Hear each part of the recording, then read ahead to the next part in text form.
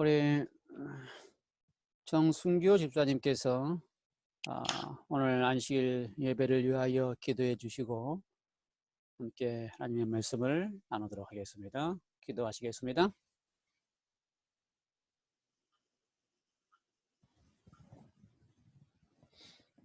정순교 집사님 계세요? 마이크가 꺼졌나? 예.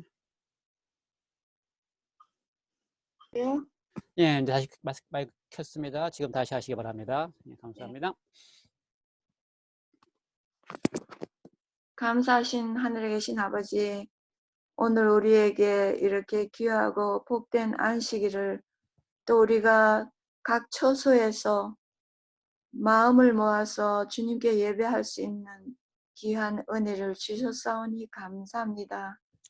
아버지, 또 계절을 따라서 많은 초목과 또 나무들에서 푸른 잎과 또 아름다운 꽃을 피우시는 모든 자연계에서 아버지의 사랑을 다시 한번 느끼고 또 경험하게 하시니 감사합니다. 이렇게 어려운 때일지라도 우리가 주님을 의지하고 또 힘을 얻고 또 마음을 주님께 드리고 행복한 가운데 살아갈 수 있게 도와주신 아버지 은혜 감사합니다. 우리 각 처소에서 아버지 집에 모이지는 못할지라도 우리가 다 한 마음으로 주님을 향한 믿음이 더 높아지고 더 가까이 할 수 있는 우리의 삶이 되도록 도와주시옵소서.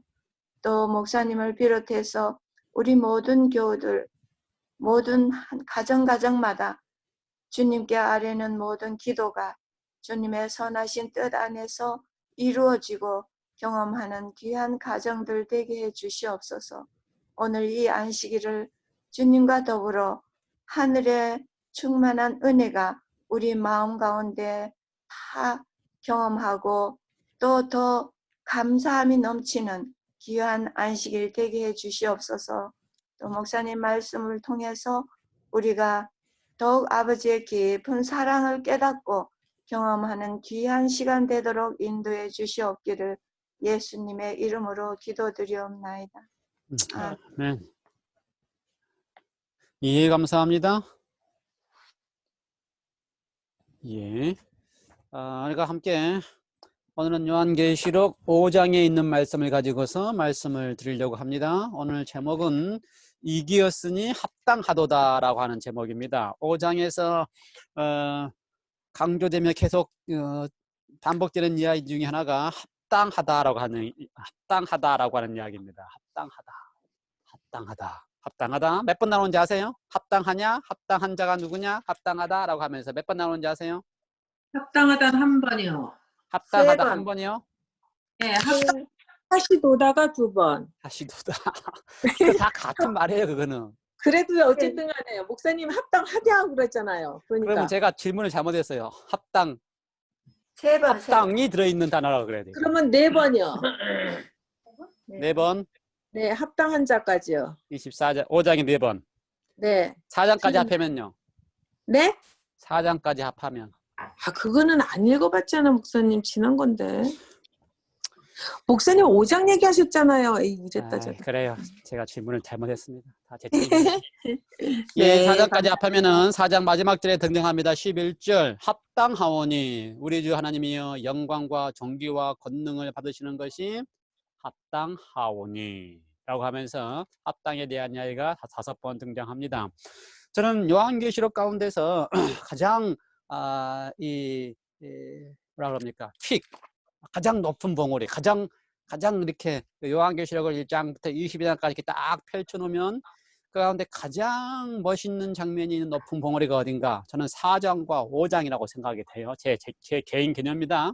4장과 5장이다. 왜냐하면 그곳에서 온 우주의 중심이신 하나님과 하나님의 보좌, 그리고 그 보좌 주위로 생물들과 24장로, 그리고 또 그 주위로 천천만만의 천사, 그리고 그 가운데 하늘과 땅과 바다와 모든 피조물들, 이러면 우리가 말하는 이 우주, 우리가 상상할 수 없는 우주의 중심에서 모든 우주가 하나님께 쏠리고 그 보좌에 앉으신 이와 보좌 오른편에 앉아 계시는 어린 양으로 상징된 그분과 또 그분으로부터 이렇게 나오는 일곱 영에까지 이르기까지 일곱 눈, 일곱 영에 이르기까지 모든 우주의 피조물들이 다 그분들에게 경배하는데 그것이 합당하다라고 하는 이야기를 4장과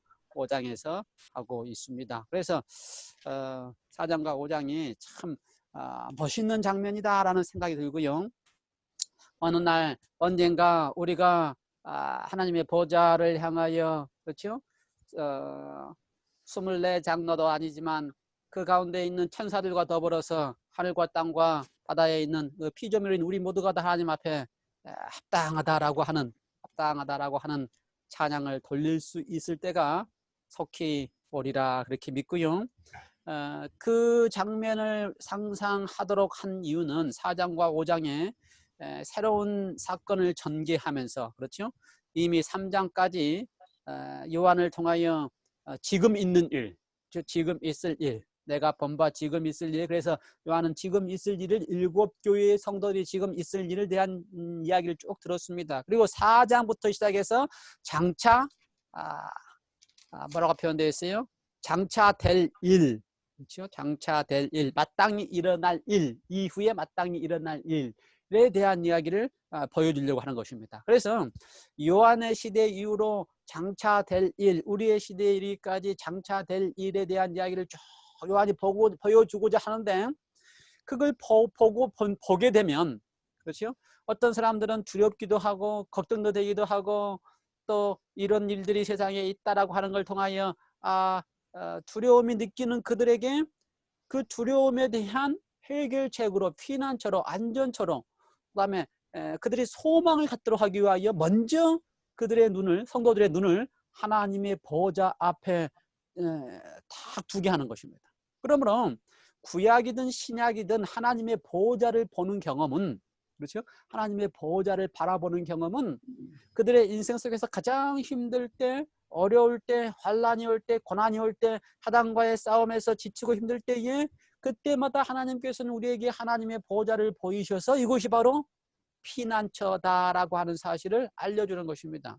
그래서 히브리서에 보면은요, 하나님의 보좌에 은혜의 보좌 앞으로 담대히 나아갈지어다 그렇게 호소하고 있어요. 은혜의 보좌 앞으로 담대히 나아갈지어다. 예, 하나님의 보좌 앞으로 담대히 나아갈 때에 비로소 우리는 그렇죠? 우리가 직면하게 될 장래 일과 마땅히 일어날 일에 대하여 두려워하지 아니하고 하나님 안에서 보장된 승리를 맛보게 되는 것입니다. 그래서 4장과 5장의 장면은 앞으로 진행되는 6장부터서 11장 또는 12장부터서 마지막 22장까지의 모든 장면들, 역사 속에서 일어나게 될 또 우리가 경험해야 될 모든 장면들에 대한 하나님의 약속과 하나님의 보장이 들어있고 그 모든 사건들을 다 승리하고 마침내 하나님의 보좌에서 우리가 하나님께 영광과 찬양을 돌릴 수 있는 약속이 있음을 우리에게 보여주는 아주 멋있는 장면이 4장과 5장의 사건이고 장면입니다. 예. 그래서 5장을 가만히 읽어보면요. 5장은 역시 4장과 더불어서 전개되고 함께 이어지는 것입니다. 계속해서 보고 있는 장면이에요. 4장으로 하나님의 보좌가 끝난 게 아니고 5장까지 연결됩니다. 그래서 요한은 5장에 또 내가 범의 보좌에 앉으신 이라고 하면서 여전히 같은 장면을 하고 있습니다. 4장에서 보고 있던 보좌에 앉으신 이 같은 장면을 하고 있지요. 보좌에 앉으신 이에 대한 장면을 우리가 머릿속에 잘 상상을 하여서 그려볼 필요가 있습니다. 제가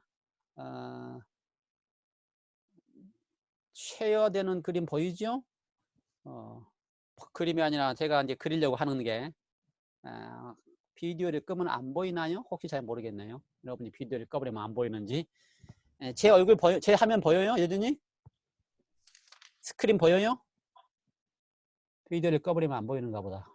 오케이. 그러면 필요 없네요. 예. 안 보이면 보여요. 보입니다. 비디오를 꺼도 보여요? 네. 오케이.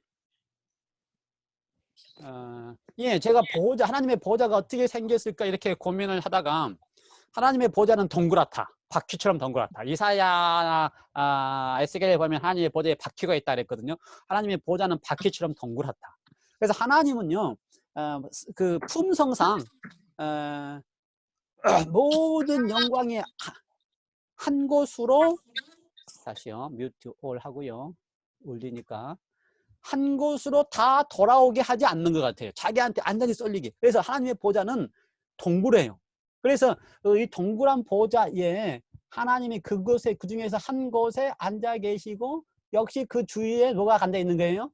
24 장로들이 다 앉을 수 있도록. 그래서 하나님은 성격상 이렇게 중심이 되지는 않는 것 같아요. 그리고 근동 히브리 문학의, 히브리 지방의 이 보좌 자체가 혼자 앉은 보좌가 아니고요. 이렇게 옆에 이렇게 같이 앉게 되어 있는 게 의자고 보좌입니다. 그래서 그렇게 되어 있어요. 그래서 4장에 의하면은 하나님의 보좌가 보이고 그 주위에 생물들이 거하고 또 그 주위에 누가 있어요? 24 장로가 거하고 마치 이렇게 바퀴처럼 돌아가게끔. 그래서 이렇게 중심 있게 움직이면서도 하나님께 영광을 돌릴 수 있는 장면. 그래서 그 보좌에서 이렇게 바퀴처럼 되어 있기 때문에 뭐가처럼 보이는 거예요? 무지개처럼 보이고, 무지개처럼 다 서로 다른 색깔로 이렇게 무지개처럼 이렇게 하나님의 보좌에서 나오는 보좌들이, 여기까지가 4장에 본 하나님의 보좌의 장면이지요. 내 생물들의 모습, 그 다음에 24 장로들이 하나님 앞에 생물들과 24 장로들이 하나님 앞에 찬양하면서 하나님이 창조주이시기 때문에 영광과 존귀와 권능을 받으시기 합당하다라고 하면서 경배를 드리지요. 그렇죠? 창조주이시기 때문에. 창조주이시다라고 하는 그 개념 속에는 뭐가 들어있어요? 하나님은 하나님의 뜻대로 하셨는데, 그 뜻은 하나님이 사랑을 주기 위하여 창조하셨다. 번성대로. 그러므로 하나님은 보좌의 중심에 계실 때에 사랑을 다 받는 게 아니고 사랑을 주시기 위하여, 그리고 사랑을 주시기 때문에 주신 걸 받는 24 장로들이 사랑을 받고 나면 감동에 있어서, 야, 하나님 이렇게까지 사랑하시는 분이라고 하면 경배를 드리는 것이 하나님에 대한 경배의 올바른 모습이다라고 하는 이야기를 드렸습니다. 5장을 조금 더 들어가면요, 5장에는 이제 뭐가 등장합니까? 요한이 다시 장면을 보니까 똑같이 하나님의 보좌에 대한 장면이 보이는데, 이번에는 하나님의 보좌의 오른편, 오른손에 뭐가 있다 그랬어요? 책이 있다고 되어 있습니다. 이쪽이 오른편인가요? 어쨌든 오른편이라고 생각하고 책이 있다고 되어 있습니다. 제 성경은 두루마리라고 되어 있어요. 오른손에 있다고 되어 있는데요, 제 성경 속에는, 우리 한국말 성경에는 오른손에. 히브리적인 개념은 오른편입니다. 오른쪽입니다. 오른쪽에 책이 있습니다. 근데 이 책은 1세기, 2세기 요한 당시에 있었던 책의 종류는 두루마리 책이 밖에 없습니다. 그게 책이에요. 그래서 헬라어 의미에 의하면 두루마리 책입니다. 두루마리 책이라는 건 뭡니까? 둘둘둘둘 말아져 있어 가지고 맨 끝을 보려면 다 펴서 봐야지만 되는 거고, 그래서 두루마리 책이고요. 그 다음에 성경이 펴니까 두루마리 안팎, 안쪽과 바깥쪽에 써 있다. 그리고 봉함 7인으로 인쳐져 있다, 봉함되어 있다라고 하는 것입니다. 그 당시 요한의 당시 문화가 그렇습니다. 로마 문서를 쓸 때에 두루마리에다가 썼고요. 내용이 많으면 안쪽에 바깥쪽에 다 썼고요. 그 다음에 봉했습니다. 읽어볼 권한이 있는 사람만 읽도록 하기 위하여 도장으로 봉했습니다. 밀랍이라 그러지요. 뭡니까? 밀랍, 천물을 녹여가지고 딱 봉해놓고 거기다가 뭐 황제의 반지로 도장을 찍든지 도장을 찍습니다. 그게 중요성에 따라서요. 그 문서의 중요성에 따라서요. 도장을 하나 받기도 하고요. 밀랍을 하나 찍기도 하고요. 2개 찍기도 하고 3개 찍기도 하고요. 7개까지 찍기도 하고 더 찍는 것도 있다 그럽니다. 발견된 거에 하면 더 찍던 것도 있다 그래요. 그래서 요한의 당시에는 이 책이 지금처럼 이렇게 책장을 넘기는 책이 아니고 두루마리로 되는 책이고, 책장을 넘기기 시작한 책이 발견되기 시작하는 거는 2세기 말 3세기 초 그때부터서 책장을 넘기는 책이 발견됐다라고 이야기를 합니다. 그래서 두루마리가 두루마리라는 책을 가지고 있는데 봉함이 되어 있어요. 그리고 그것이 하나님의 보좌 오른편에 놓여 있습니다. 그리고 나서 어떻게 되어 있어요?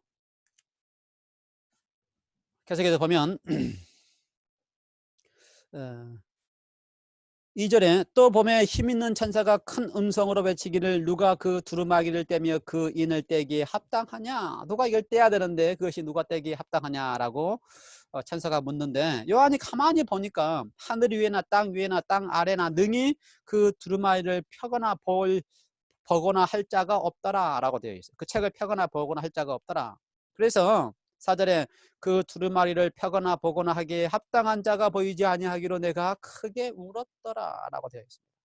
합당한 자가 두 번이나 이미 나왔는데, 합당하다라고 하는 이 헬라의 표현에 의하면요, 헬라 단어의 표현에 의하면은 이런 의미입니다. 그 단어가 합당하다. 이거는요, 어느 때 하는 거냐면요, 그 당시 로마가 통치하고 있는 시대이기 때문에, 예를 들어서 이제 로마의 한 위대한 그 군대 장군이 군사를 끌어가서 이방 민족을 이기고 돌아오면, 그래서 그 돌아오면서 마차를 타고 다 입성을 하면서 이렇게 차장을 하면, 그 승리하고 돌아온 것에 대하여 환영할 때 외치는 이야기가 합당하다라는 이야기를 하는 겁니다. 또 예를 들어서 또 황제가 지금 이 소아시아의 많은 지역에 황제 신전을 쌓고 황제에게 예배하고 할 때에 그 예배하면서 로마의 황제가 주이시다라고 합당하다라는 표현을 쓸 때마다 합당하다라는 표현을 쓰는 것입니다. 그러므로 그것이 당연히 맞다 이 말이에요. 당연히 합당하다. 그래서 그 사람이 했던 승리에 대한 것이, 그러므로 이 사람에게 이렇게 대하는 것이 합당하고, 로마의 황제는 주이기 때문에 주가 되도록 신전에서 두고 경배하는 것이 합당하다. 그런 의미로 자주 쓰던 표현입니다. 원래 거기서 쓰던 표현을 이제 그런 같은 의미로 요한은 그 의미를 알고 있는 성도들에게 합당하다라고 하는 의미를 썼습니다. 그래서 승리에 대한 의미, 또 주와 황제로서 경배를 받는 것이 합당하다라고 가지고 있었던 문화의 이야기를 누구한테 쓰는 거예요? 지금 이 두루마리를 펴거나 두루마기를 보거나 두루마리 성경 두루마리를 취하는, 이 책을 취하는 것이 합당하신 분이 누군지에 대한 질문을 하고 있는 것입니다. 그런데 4절에 그 두루마리를 펴거나 보거나 하기에 합당한 자가 보이지 아니하기로 어떻게 했어요? 요한이 크게 울었더니 라고 하는 것입니다.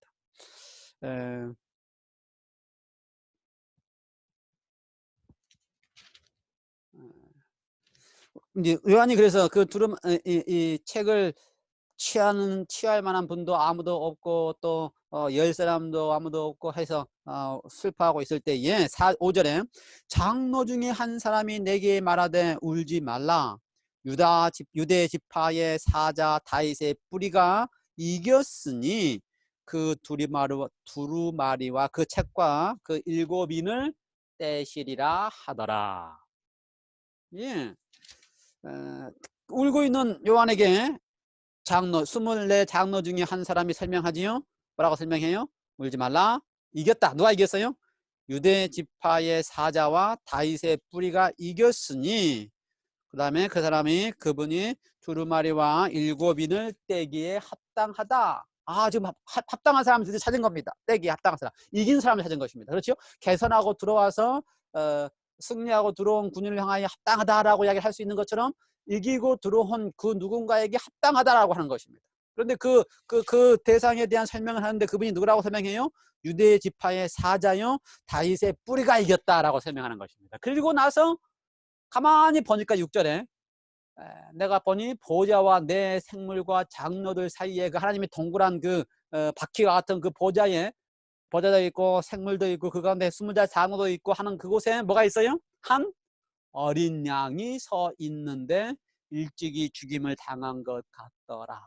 그에게 7뿔과 7눈이 있으니 이 눈들은 온 땅에 보내심을 받은 하나님의 7영이니라. 그리고 그 어린 양이 나와서 보좌에 앉으신 이의 오른손에서 두루마리를 취하시니라. 책을 오른편에서 취하셨다.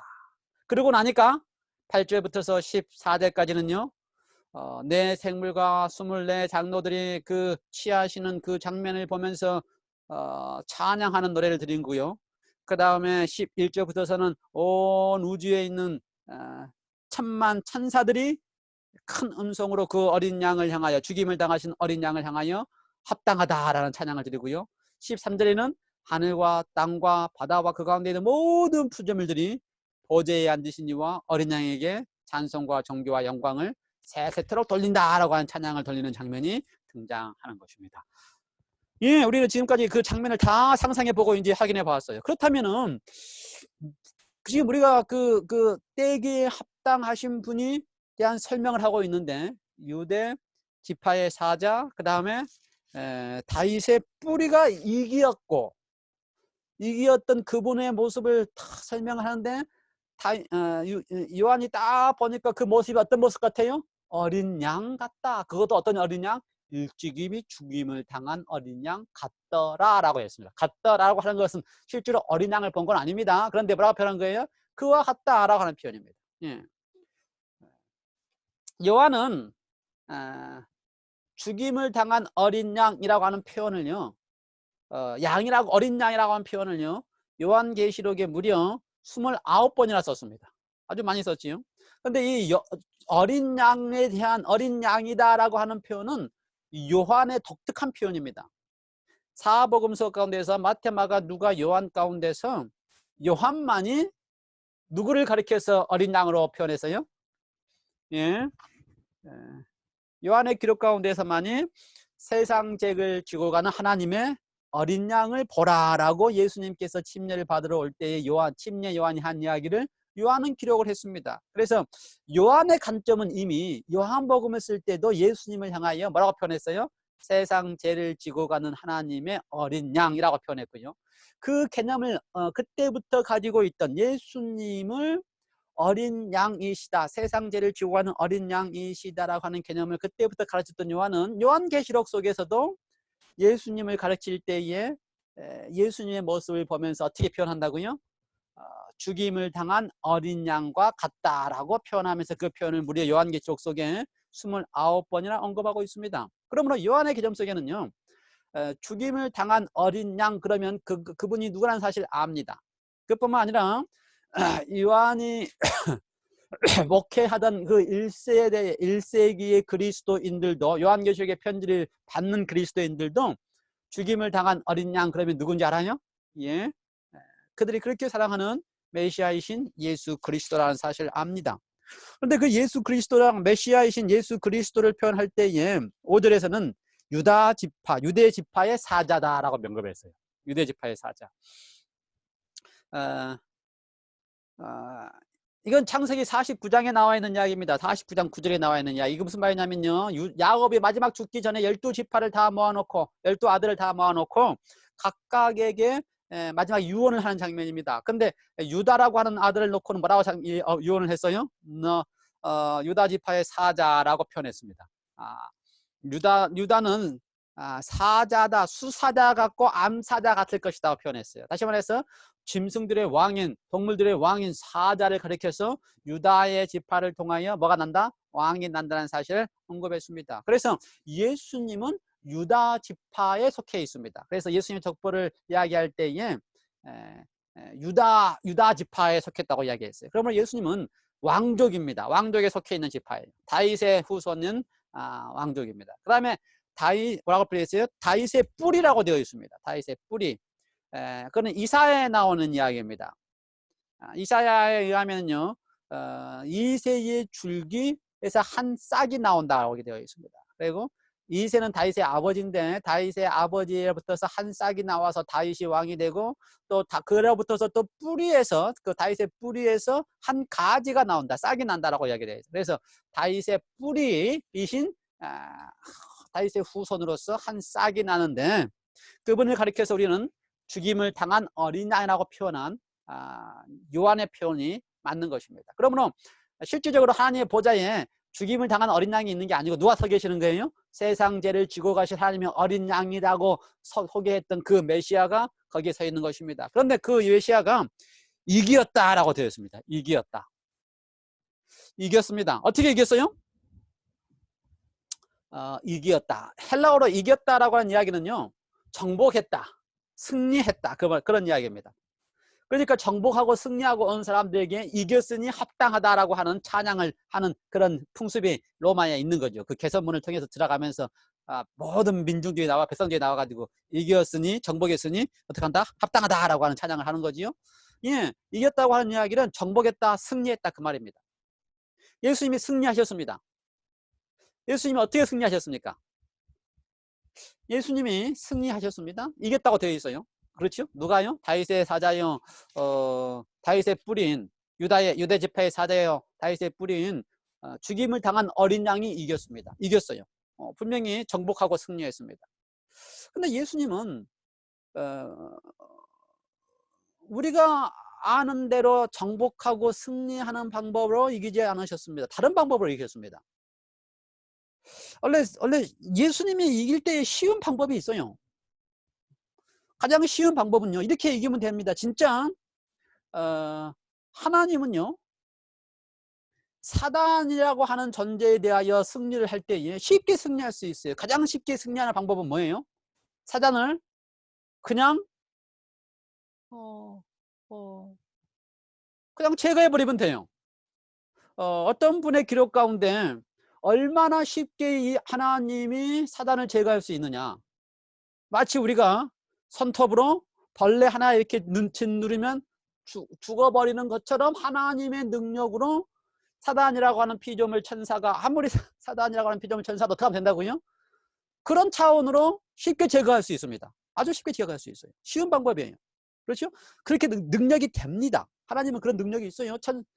천사장이라고 하는 루스베가 그 무리들을 그저 말씀으로 제하시고 죽이시고 없앨 수 있는 능력이 있는 분이십니다. 그렇게 아주 쉬운 방법으로 이길 수 있어요. 그런데 그런 쉬운 방법으로 이기지 아니하시고 아주 어려운 방법으로 이기셨습니다. 아주 어려운 방법으로요. 예수님이 그 승리하는 방법에 대하여, 어려운 방법으로 이기는 방법에 대하여 성경에서 여러 차례 예수님께서 사심에서 가르치셨습니다. 예를 들어서 이런 식으로 가르쳤어요. 한 알의 밀이 땅에 떨어져 죽지 아니하면 많은 열매를 맺지 못한다. 그러므로 예수님의 가르침 속에는 뭐예요? 죽으시는 것이 이기는 것이다, 그렇게 가르쳤습니다. 능력도 있고 그것이 훨씬 쉬운 방법이고, 말씀으로 사단을 그냥 제거하고 사라지게 하고 소멸되게 하면 그걸 끝인데, 쉬운 방법을 쓰지 않고 예수님 방법은 뭐라고요? 죽으심으로, 하나님의 밀이 땅에 떨어져 썩어짐으로, 그러므로 승리하시는 것입니다. 그건 훨씬 어려운 방법입니다. 그렇죠? 근데 예수님은 왜 그렇게 어려운 방법으로 이기셨어요? 왜 그랬을까요? 그것이 사실은 아주 중요한 성경이 가르치고 있는 대쟁투, 그렇죠? 하나님과 사단 사이의 대쟁투의 핵심입니다. 그리고 그 대쟁투의 핵심 속에 하나님이 이기시는 방법입니다. 그것은 왜 그렇게 이기실 수밖에 없냐? 하나님의 품성 때문에 그래요. 하나님의 품성 때문에. 하나님의 품성의 본질이 사랑이시기 때문에 쉬운 방법으로 사단을 제거하는 방법으로 이기시지 아니하고 어떻게 이기신다고요? 자신이 죽으심으로, 자신이 고통을 다심으로, 자신이 잃어버린 바 되심으로, 자신이 소멸된다라고 하는 것, 소멸되는 것을 통하여 어떻게 하신다고요? 이기시는 것입니다. 근본이 사단의 처음 시작이, 사단은 하나님에 대하여 도전할 때에 하나님의 능력에 대하여 도전하지 않았습니다. 그거는 도전할 수가 없어요. 왜요? 자신이 하나님의 말씀으로 소멸되는 존재라는 걸 알기 때문에 능력을 가지고 하나님을 도전하지 않습니다. 뭘 도전해요? 하나님의 품성을 가지고 도전했습니다. 하나님의 품성, 하나님의 사랑을 가지고 도전했습니다. 하나님의 사랑이 틀렸다고 하는 것입니다. 이렇게 사랑해서는 안 된다고 하는 것이었죠. 그러므로 그렇게 하나님의 사랑이 옳지 않다라고 하는 것을 하늘의 천사가 3분의 1이 믿고 있는 이때에 하나님은 이 천사들이 틀리고 하나님이 옳다라고 하는 것을 알려주시는 것이 이기는 겁니다. 사단을 그저 말씀으로 제거하고 소멸하게 하는 것이 이기는 게 아니고, 사단이 틀렸고 하나님의 품성이 옳다라고 하는 것을 보이시는 것이 이기는 겁니다. 그러므로 예수님은 그걸 보이시기 위하여 하나님은 어떻게 했다고요? 당신의 사랑으로 끝까지 사랑하시고 죽기까지 소멸되는 데까지도 사랑한다고 하는 사실을 보이심으로 사랑이 옳다고 하는 사실을, 하나님이 그렇게 사랑한다는 사실을 보이셔야만 하나님이 이기시는 것입니다. 그러므로 하나님은 쉬운 방법으로 이기지 아니하시고 어떻게 하셨어요? 어려운 방법으로 이기셨습니다. 그래서 그걸 뭐라고 표현해요? 그 이기신 하나님이 어린 양인데 일찍이 죽임을 당한 것 같은 어린 양, 세상 죄를 지고 가는 하나님의 어린 양으로 이기신다라고 되어 있는 것입니다.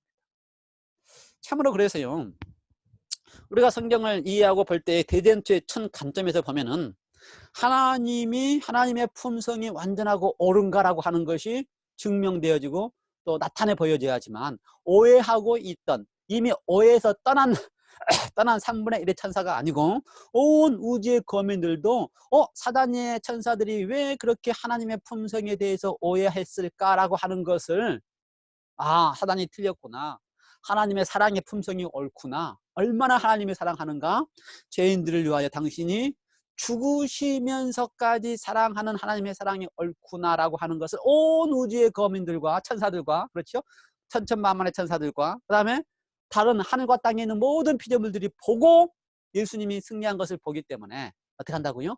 합당하다, 합당하다라고 하는 찬양을 드리는 것입니다.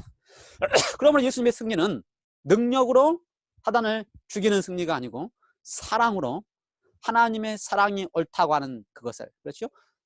사단이 생각하고 있는 거짓 사랑, 이기적인 사랑, 자기 중심적인 사랑이 아니고 하나님의 본질적인 사랑, 이타적인 사랑, 다른 사람을 더 낫게 여기는 사랑, 끝까지 참으시는 사랑, 그리고 화를 내지 아니하는 사랑, 온유한 그 사랑, 그 본질적인 사랑이 옳다라고 하는 사실을 십자가를 통하여 하나님께서 마침내 보이셨기 때문에 온 우주의 거민들과 천사들이 뭐라 그런다고요? 하나님께 찬양을 돌리는 것이 합당합니다 라고 하는 찬양을 들리고 있는 모습이 창세기 5장의, 죄송합니다, 계시록 5장의 장면인 것입니다. 그러므로 이기었으니 합당하다, 이제 그 뜻을 아시겠어요? 이겼다고 하는 이야기와 합당하다고 하는 뜻이요. 예. 이겼다고 하는 이야기가 분명하게 하나님의 품성에 맞게 이기었기 때문에 하나님은 자원하여 드리는 순종의 찬양, 자원하여 드리는 경배, 찬양을 받으시기에 합당한 분이십니다. 그뿐만 아니라 이 두 번째 중요한 사건은요, 이기셨다. 그 다음에 두 번째 중요한 사건은요, 보좌에 앉으신 이의 오른손에서, 7절입니다. 어린 양이 나와서 보좌에 앉으신 이의 오른손에서 두루마리, 책을 취하시니라 라고 하는 장면입니다. 두 번째 중요한 장면, 이 장면이에요. 이 장면 가운데 한 가지 확인해야 될 것은, 어린 양이, 죽임을 당한 어린 양으로 상징되어 있지요. 누굽니까? 우리가 아는 것처럼 메시아, 그렇죠, 기름 부음을 받은 자, 그 다음에 하나님의 아들, 하나님이셨던 분이 기름 부음을 받은 자 이 땅에 오셔서 그 다음에 어떻게 하셨어요? 대신 십자가에 죽으심으로 죽임을 당한 어린 자가 이제는 보좌에 앉으신 이의 오른손에서 라고 되어 있는데, 헬라어의 더 문법적인 개념은 뭐라고요? 오른편에 있던 두루마리를, 그 책을 취하셨다라고 하는 장면입니다. 아주 멋있는 장면이에요. 이게 뭘 상징하는가, 뭘 의미하는가, 지금 5장에서 이걸 뭘 의미하는가, 이렇게 거대한 온 우주의 거민들과 천천만만의 천사들이 다 모였고, 그렇죠? 그 다음에 하늘과 땅에 있는 모든 피조물들이 다 모여서 지금 예수님께서 하나님 보좌 우편에 있는 두루마리를 취하시는 장면을 보고 난 다음에 다 합당하다라고 하는 찬양을 드리는 이 우주적인 사건이 일어나는 장면이 무엇일까? 이걸 아는 것은 아주 중요합니다. 그런데 이 우주적인 사건이 일어나는 이 장면이 왜 일어나요? 이기었으므로 합당하기 때문에 일어납니다. 이기었으므로 합당하기 때문에. 어떻게 이겼어요? 하나님의 품성에 맞게 하나님이 죽으심으로 사랑한다고 하는 사람, 죽을 때까지 사랑한다고 하는 사실을 보여주는 하나님의 그 놀라운 품성을 보면서 하나님께 대하여 합당하다라고 하는 찬양을 드리는데, 이 오른편에서 두루마리를 취하시는 장면이 무엇이기 때문에 그렇게 온 우주의 피조물들이 와서 하나님께 찬양을 드릴까, 합당하다는 찬양을 드릴까. 아주 중요한 장면입니다. 중요한 장면이에요. 1세기 그리스도인들은요, 이 장면을 딱 보면 구약의 사건과 내용에 잘 익숙해져 있던 유대인들과 또 유대인들을 통하여 배웠던 이방인 그리스도인이라 할지라도 이 장면이 무엇을 상징하는지를 알았습니다. 이제 우리는 구약의 사건들을 이렇게 설명하면서 이해를 해야 되는데 이미 알고 있었어요. 이 장면은 하나님께서 이스라엘 민족들에게 왕을 주시려고 시작할 때에 등장하는 장면입니다. 오케이, 처음으로 신명기 17장을 한번 펴보시겠습니다. 구약성경 구약성경 신명기인데요.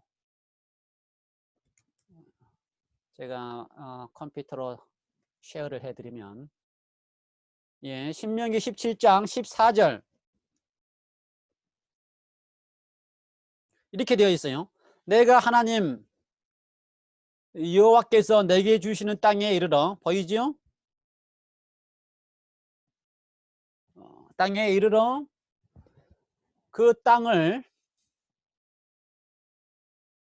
얻어 거할 때에 만일 우리도 우리 주위의 열국같이 우리 위에 왕을 세우라는 뜻이 나거든. 무슨 말인지 아시겠어요? 예. 지금 신명기는요 어느 장면입니까? 아직 가나안의 약속 땅 가나안에 들어가기 전입니다. 그렇죠. 모세가 마지막 죽기 전에 신명기라고 하는 것을 쓸 때는 어떤 때예요? 죽기 전에 시내산에서 광야에서 시내산에서 받은 율법을 다시 반복하면서 가나안 땅이 들어가기 바로 직전입니다. 모세는 마지막 하나님의 산에서 죽고 이제 가나안 땅에 들어가기 전에 가나안을 바라보면서, 그런데 그때 이렇게 미리 이야기를 했어요.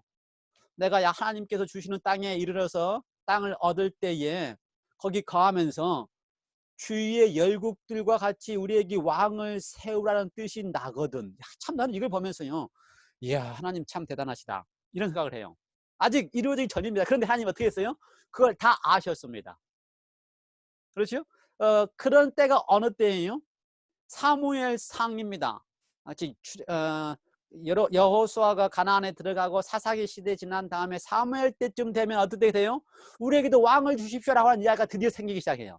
가나안에 정착하다 보니까 다른 민족들이 왕이 있어서. 그런데 신명기 시대에 미리 하나님께서 그걸 아시고 너희들이 그럴 텐데 내가 너희들 그걸 선택하면 나는 그걸 내가 어떻게 할 수밖에 없다? 허락할 수밖에 없다. 왜? 나는 선택의 자유를 인정하는 하나님이기 때문에. 그래서 너희가 그렇게 할 텐데 열국처럼 왕을 달라라고 할 텐데 그렇게 되면, 그래서 하나님이 그런 상황이 생길 것에 대해서 미리 어떻게 하는 거예요? 미리 대책을 세워 놓으시는 것입니다. 인간이 범죄할 것에 대하여 하나님이 아들이 죽겠다고 미리 대책을 세우는 것처럼 내가 지금까지는 하나님이 직접 통치하시다가 이제 왕이 통치하게 되면 문제가 생길 텐데 그걸 미리 아시면서 이렇게 이야기를 하시면서 신명기 17장 15절 보면요, 반드시 내 하나님 여호와의 택하신 자를 내 위에 왕으로 세울 것이요. 아무나 세우지 말고요. 내 위에 왕을 세우려면 내 형제 중에 한 사람으로 할 것이요. 이방 사람이 아니고 유대인 중에 내 형제가 아닌 타국인을 내 위에 세우지 말 것이며, 왕된 자는 말을 많이 두지 말 것이고, 말이라고 하는 것은 뭡니까? 말입니다. 뛰다니는 말. 말을 많이 얻으려고 그 백성을 애굽으로 돌아가게 말 것이니 이는 여호와께서 너희에게 이르시되 너희가 그 후에는 그 길로 다시 돌아가지 말 것이라 하셨음이니라. 애굽에서 말을 많이 키우기 때문에 왕이 말을 많이 가지고 있어야 전쟁을 잘하잖아요. 그래서 애굽으로 말을 가지도 말라라고 하는 이야기를 하고요. 17절 아내를 많이 두어서 그 마음에 미혹되지 말 것이며, 일어날 문제를 다 미리 하나님께서 다 써놓으셨어요. 그렇죠? 너희가 왕을 달라고 할 텐데 나는 허락할 수밖에 없는데 이런 문제가 생길 것이니 미리 어떻게 하라? 미리 다 그렇게 하지 말라고 호소를 해놓으셨습니다. 참 하나님 멋있는 하나님이셔요. 우리가 선택할 때 잘못된 선택을 하더라도 하나님은 선택을 허락할 수밖에 없는데 잘못된 선택을 하면 그걸 가지고 고통을 당하지 않도록 어떻게 하는 겁니까? 미리 대책을 세시고 미리 호소를 하십니다. 아래를 많이 두어서 그 마음에 미혹되지 말 것이며, 제가 너무 말을 빨리 합니까? 은금을 자기를 위하여 많이 쌓지 말 것이니라. 88절 그가 왕위에 오르거든 네 사람 제사장 앞에 보관한 이 율법서를 등사하여 복사하여 평생에 자기 옆에 두고 읽어서 그 하나님 여호와 경외하기를 배우며 율법의 모든 말과 이 기례를 지켜 행할 것이니라. 이게 하나님께서 왕에게 왕을 세우려고 하는 백성들에게 분부한 하나님의 미리 가르치신 가르침입니다. 아시겠어요? 무슨 말인지? 예. 아주 멋있는 말이에요. 그 말씀은 무슨 말이냐면 이런 겁니다. 신명기 시대에 이 백성들이 버지 하나 가나안에 들어가 정착하면 왕을 달라고 할 텐데, 왕을 세우기만 하면 그 왕 때문에 백성들이 고통을 당해요. 왜요? 왕이 자기의 권위를 세우려고 어떻게 합니까? 말들을 많이 가지려고 할 것이고, 아내들을 많이 취하려고 할 것이고, 세금들을 많이 거두려고 할 것이고, 이런 문제가 생길 텐데, 이런 문제가 생기지 않게 하기 위해서는 왕이 되는 그 순간 왕에게 기름 부어서 레이 지파의 사람이 기름을 부으면, 기름 부음과 동시에 뭘 줘라? 왕에게 뭘 복사에게 줘라? 지금 내게 왕에게 율법서를 복사해서 줘가지고, 그렇죠, 두루마리죠. 두루마리로 되는 율법서를 다시 하나 등사해서 왕이 그걸 항상 그 옆에 두고 그걸 보면서 하나님의 방법을 여전히 뭘 하게끔 해라? 나라를 다시도록 하라 하는 것이 하나님의 미리 하신 호소입니다. 그래서요, 이스라엘 백성들은 왕을 세우면 왕이 딱 대관식을 하는 그 순간, 그렇죠, 왕관에 사울 왕이나 다윗 왕에게 왕관에 왕을 씌우면 신명기에 하신 말씀처럼 뭘 옆에 딱 줍니까? 두루마리로 등사한 율법서, 언약서를 거기에 딱 같이 왕이 가져서 그걸 가지고 통치하게 하는 것입니다. 그래야지만 그 왕의 마음이 이기적으로 자기만 중심으로 하지 않냐고 하나님의 방법도 어떻게 할 수 있기 때문에 통치할 수 있기 때문에, 그래서 그게 아주 중요해요. 그래서 이제 그 장면 아시겠어요? 왜 두루마리 책이 왕이 되는 순간에 두루마리 책이 거기에 있는지, 그 이유를 아시겠어요? 예, 그렇습니다. 왕이 되는 순간마다 거기에 두루마리 책이 옆에 딱 있는 것입니다. 그런데 그걸 잘 하게끔 되어 있어요. 그런데 잘 하지 않으면요, 왕이 어떤 왕이 돼요? 아주 악한 왕, 하나님을 잊어버리는 왕이 되는 겁니다. 율법서 두루마리서를 갖고 있지 않으면요. 참 재밌는 사실은요, 이게 하나님과 하나님 백성 사이의 관계입니다. 그러면 여기는 이제 율법서라고 되어 있죠. 토라. 근데 토라 자체가 하나님께서 주실 때는 그게 뭐였어요? 언약이었습니다. 언약. 그래서 토라를 갖다가 우리가 번역할 때 율법서라고 번역하는 것보다 사실은 언약서라고 번역하는 게 훨씬 더 하나님 마음 닿아요. 하나님은요, 항상 하나님과 하나님 백성들 사이에 언약을 맺으십니다. 언약 관계를 맺으십니다. 언약은 다른 말로 우리나라 지금 말로 하면 뭐예요? 약속입니다. 성경적인 표현이 언약이고, 우리의 말로 쓰면 약속입니다. 약속. 그렇죠? 약속은 항상 둘 사이에 또는 셋 사이에 약속을 맺습니다. 그것도 연인 사이에 하는 약속이 가장 큰 약속이죠. 결혼 서약, 언약, 서약, 약속. 하나님은 항상 그래서 하나님과 하나님 백성들 사이에 언약을 맺습니다. 약속을 맺습니다. 어떤 약속을 맺어요? 하나님은 나는 품성상 사랑이기 때문에 사랑한다고 하는 언약을 맺어요. 그래서요, 하나님이 아담과 하와를 처음 만드시고 난 다음에, 창조하시고 난 다음에 바로 하나님과 그 아담과 하와 사이에 맺은 언약이 안식일 언약입니다. 안식일 언약.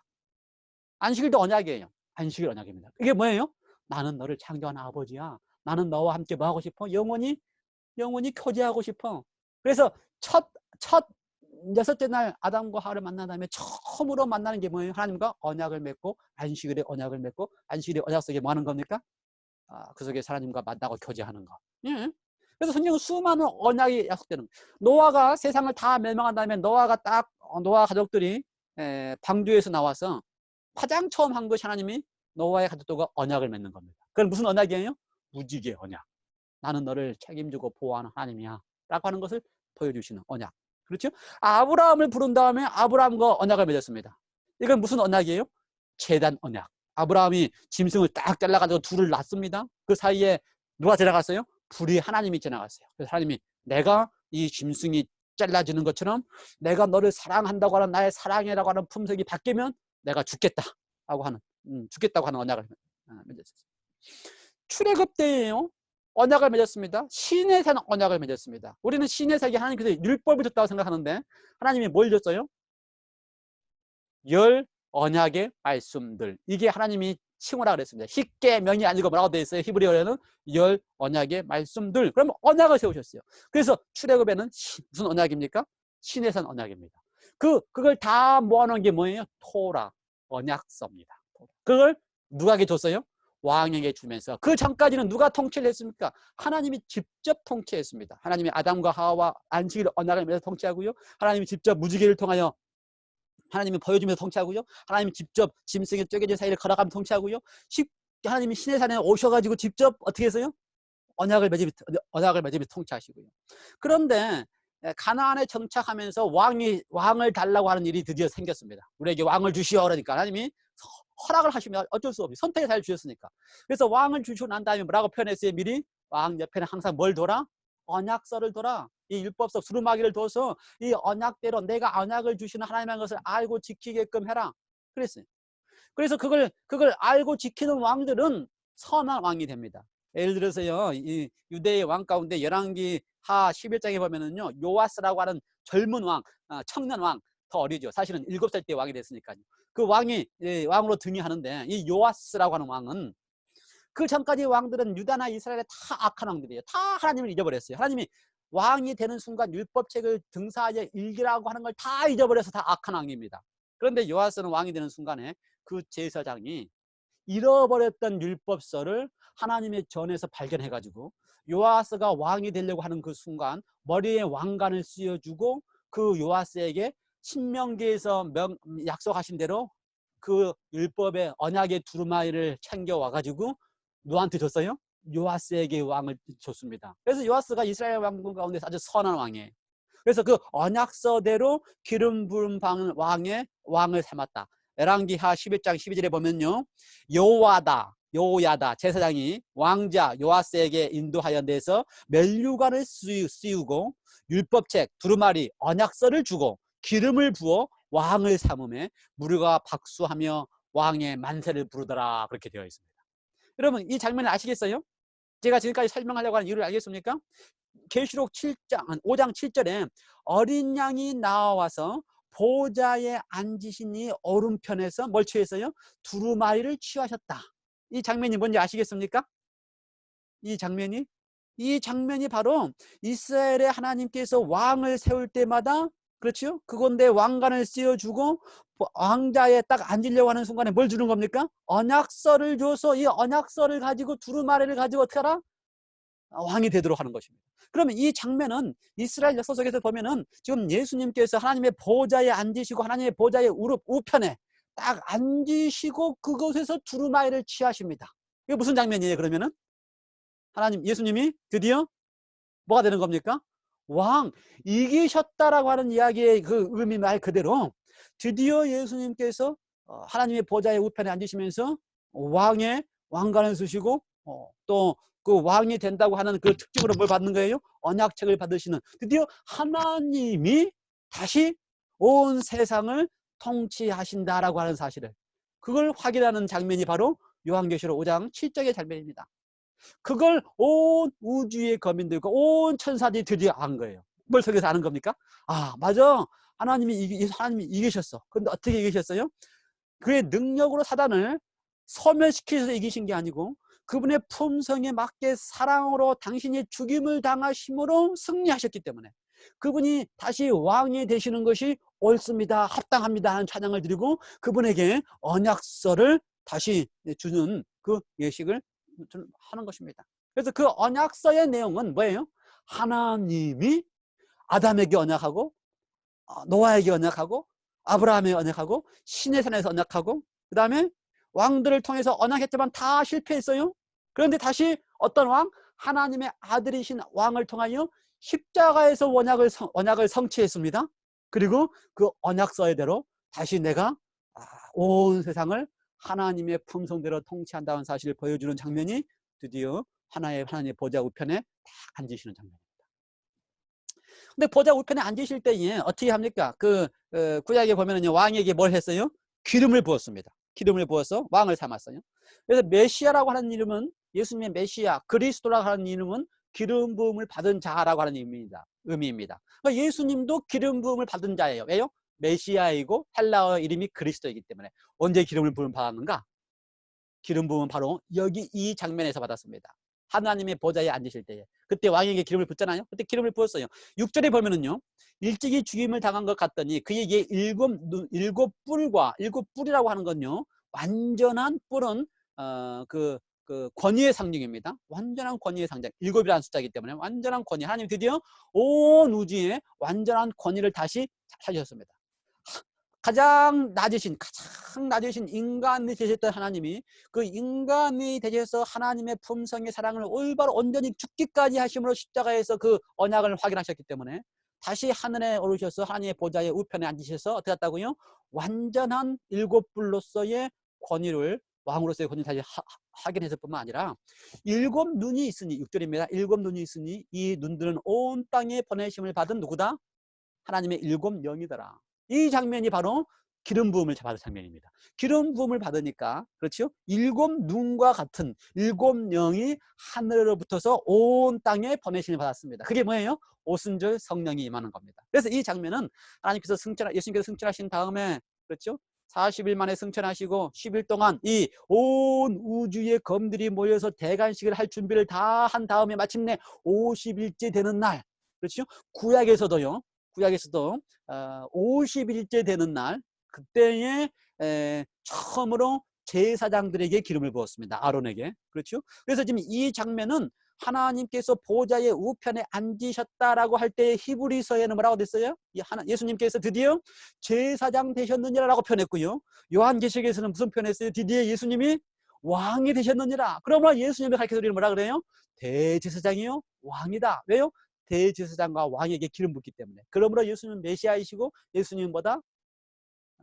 그리스도다.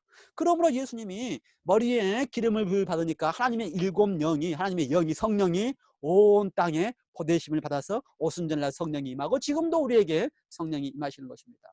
이 장면이 거기에 있는 장면이에요. 이해가 되셨어요? 예. 그래서 이 장면을 알고 있는 사람은요, 이 장면을 우리가 보고 있을 때에 드디어 찬양의 소리가 나게끔 되어 있습니다. 그렇죠? 거기에 있는 24장로와 그 생물들을 딱 보니까 이 장면을 보면요, 감화와 감동이 있는 것입니다. 어떤 감동이 있어요? 하나님이 언약을 맺으시고 그 언약대로 끝까지 사랑하셔서 당신의 생명을 죽고 죽임을 당한 어린 양이 되시고 그렇죠? 그리고 나서 온 인류를 구원하시기 위하여 다시 왕으로서, 대제사장으로서 기름 붓는 이 장면을 보면서 감화와 감동이 있는 것입니다. 그러므로 9절부터 드디어 찬양을 부리는 것입니다. 예, 검은 고를 가지고 그 다음에 향을 가지고 대접을 그 앞에 부으면서 노래를 하는데, 그들이 누가 부릅니까? 9절은 생물들과 24장로가 처음에 시작합니다. 1절을. 그렇죠? 새 노래를 불러 가로되 9절 두루마리 책을 가지시고 그 이는 인봉을 떼기에 합당하시도다. 뭐가 합당한 거예요? 왕이 되시는 게 합당합니다. 왜요? 여기 설명합니다. 일찍이 죽임을 당하신 어린 양입니다. 그렇죠? 하나님이 죽임을 당하셨어요. 훨씬 쉬운 방법대로 말씀으로 제거해버릴 수 있었고 소멸시켜버릴 수 있었지만 그렇게 하지 아니하시고, 이거는 능력 싸움이 아니고 무슨 싸움이기 때문에? 이거는 품성 싸움이기 때문에, 하나님의 품성, 하나님의 사랑이 옳다라고 하는 것을 증명해야 되는 싸움이기 때문에 일찍이 죽임을 당하셔서 승리하셨습니다. 그리고 나서 각 족속과 방언과 백성과 나라들 가운데서 사람들을 피로 사서 하나님께 드렸습니다. 아주 멋있는 장면이에요. 이 장면을 가리켜서 신학적인 용어로는요, 구속, 그렇게 얘기합니다. 구속, 리뎀션, 구속. 예, 구속이라고 하는 말은요, 값을 지불하고 그 대가를 지불하고 사오는 겁니다. 여기 무슨 대가를 지불했어요? 각 족속과 방언과 백성과 나라들 가운데 있는 사람들을 피로 샀습니다. 누구 피로요? 자기의 피로. 예수님 당신 자신의 피로 사서 하나님께 드렸습니다.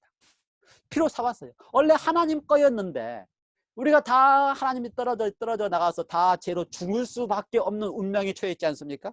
그렇죠? 죄를 짓게 하고 사단이 죄를 짓게 하고 또 죽이기까지 하는 운명에 처했는데 그들을 어떻게 했어요? 당신의 피로 값을 지불하고 우리를 다 사가지고 하나님께 드렸습니다. 10절 그들로 우리 하나님께 드려졌습니다. 이제 하나님 앞에서 나라와 제사장 삼으셨으니 그들이 이 땅에서 왕 노릇한다. 이게 구원입니다. 하나님이 구속, 값을 지불했고요. 그 결과 우리가 왕 노릇하는 구원을 받았습니다. 여러분과 저는 예수 그리스도의 그 놀라운 사랑 때문에 우리가 죽음에서부터 죽음의 값을 지불하고 우리는 사왔고요. 우리를 사온 다음에 구속하셨고요. 그 다음에 값을 지불하셨고요. 그 다음에 우리를 구원하셔서 왕 노릇하게 하셨습니다. 나라와 제사장 삼으셨습니다. 그러므로 우리는 어떻게 합니까? 온 우주의 거민들과 함께 3절의 찬양을 부르는 것입니다. 2절의 찬양은 11절 천사들이 부릅니다. 그 주위에 둘러싼 생물들과 장로들을 둘러싼 많은 천사들의 음성이 있으니 그 수가 만만이요 천천이라.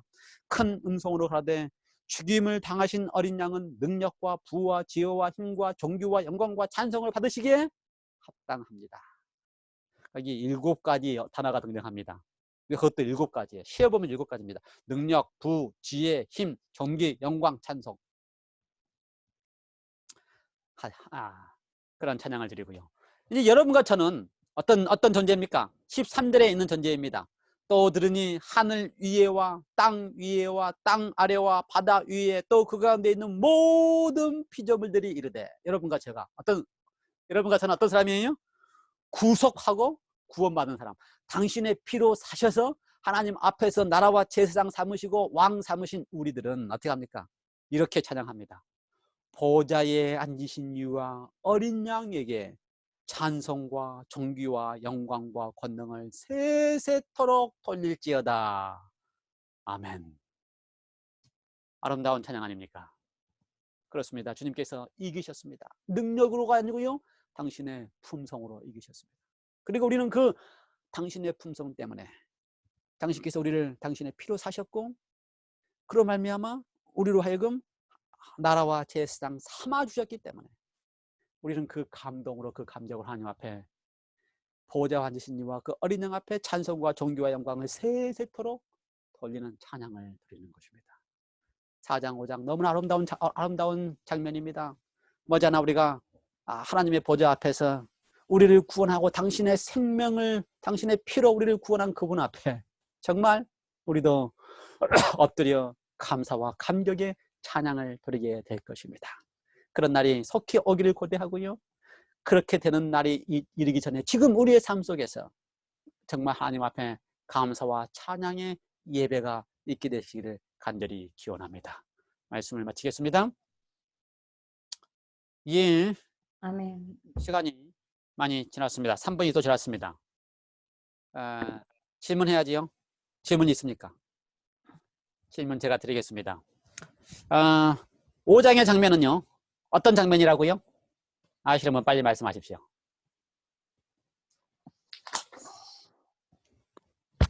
유현숙 집사님, 유현숙 사님이 아시면 다 아시는 거야. 왜냐하면 유현숙 사님은 잘 좋으시기 때문에. 예수님이 피로써 우리를 사셔가지고 저희가 구원과 구속하셔가지고 저희가 구원받으시는 이야기 아니신가요? 아이, 감사합니다. 네, 잘 들었습니다.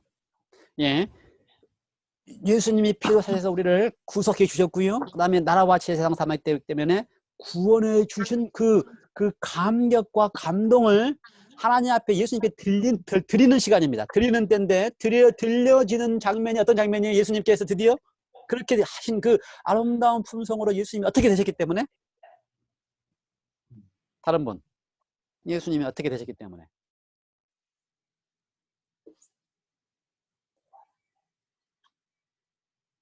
(7절에) 하나님의 보좌의 우편에 앉으셨다. 이게 무슨 말이에요? 아무도 아시는 분이 없네. 설교 잘못했네. 너무 어렵게 했나? 그리스도 되신 거 아니신가? 뭐라고요?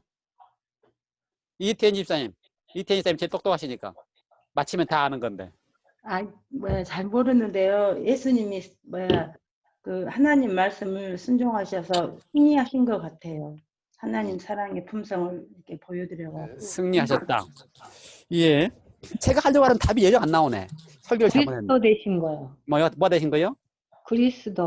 그리스도라고 하는 이야기, 메시아, 기름 부음을 받았는데, 기름 부음을 받았다고 하는 이야기인데, 기름 부음을 받았다고 하는 이 장면이 어떤 장면이라고요? 무엇 때문에 기름 부음을 받았다고 예수님이? 대관식.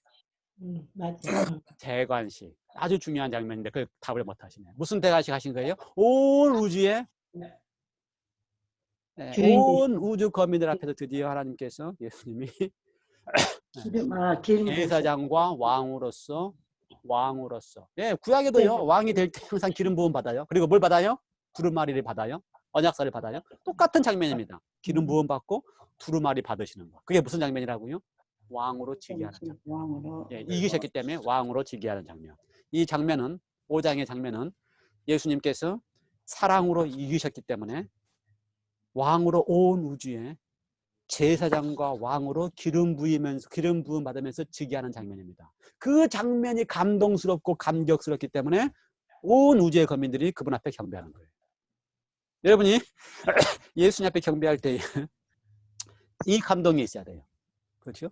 하나님께서 하나님이셨던 분이 기꺼이 인간이 되셔서 당신의 피로 우리를 사시고 다시 그 감동 속에 하나님이 제사장과 왕으로 대관식에 임하시는 이 장면을 통하여 우리가 하나님의 그 놀라운 사랑의 모습을 보게 되기 때문에 그 감동 때문에 우리가 하나님 앞에 예배하는 것입니다. 마지막으로 그러면은 김혜희 집사님.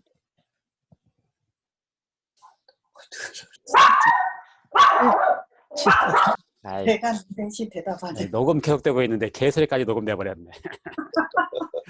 예. 5장에서의 장면에서 예수님께서 하나님의 보좌 우편에 앉으셨습니다. 그러셨죠? 하나님의 보좌 우편에 앉으셨어요. 하나님의 보좌 우편에 앉으셨다라고 하는 의미는 무슨 말이에요? 뭐가 되셨다? 왕이 되셨다. 아, 잘하셨습니다. 드디어 이제 끝낼 수 있게 됐습니다. 왕이 되셨다. 예. 그리고 나서 핵심은 우리로 하여금 하나님의 보좌에 담대히 나아갈지어다라고 하는 게 히브리서의 기별이고요. 요한계시록의 기별은 하나님의 보좌 앞에서 어떻게 한다? 합당하도다라고 하는 찬양을 드리도록 모사하고 있습니다. 기도하십시다. 하나님 아버지, 우리 주님은 우리의 예배를 받으시기에 합당하신 분입니다. 저희는 주님 앞에 합당하다라고 하는 참양도 드릴 만한 존재가 아닌데 당신이 우리를 피로 사시고 우리를 나라와 제사장 삼아주시고 우리를 왕이라고 불러주시기 때문에 하나님의 보좌 주위에 서게 되고 그런 은혜 때문에 우리는 그렇게 하기 위하여 우리를 위하여 피 흘리고 주셨던 예수님의 모습을 보면서 죽임을 당한 어린 양의 모습을 보면서 감화와 감동 속에서 머리를 숙이고 합당하다고 하는 경배를 드리게 하셨사오니 감사합니다. 우리 속에 이 장면이 진짜 감동으로 느껴지게 해 주셔서 내가 정말 그곳에 서 있는 것 자체만도 은혜요. 내가 그렇게 찬양할 수 있는 것도 은혜요. 그렇게 은혜와 감격 속에서 우러나와 하나님 앞에 드리는 찬양이 지금 우리 속에 있게 하시고 이 세상의 삶을 다 마치고 영원한 하늘에서도 있게 하여 주셔서 우리를 그토록 사랑하시는 주님을 사랑하는 경험이 우리 모든 성도들의 삶 속에 있게 하여 주시옵소서. 아멘. 이 놀라우신 장면의 말씀이 오늘날 지금 이 시간 우리의 경험이 되게 하여서 우리 속에서 나오는 순종과 찬양이 사랑의 감동에서 나오는 순종과 예배가 되게 하여 주시옵소서. 아멘. 오늘 한 주일 동안은 살 수 있는 힘을 주께서 성령으로 우리에게 주시오니 주의 영으로 살아가게 하시고 주와 더불어 교제하는 경험이 행복한 경험이 되게 하여 주시옵소서. 예수님의 이름으로 간절히 기도드리옵나이다. 아멘. 예, 감사합니다. 감사합니다. 예.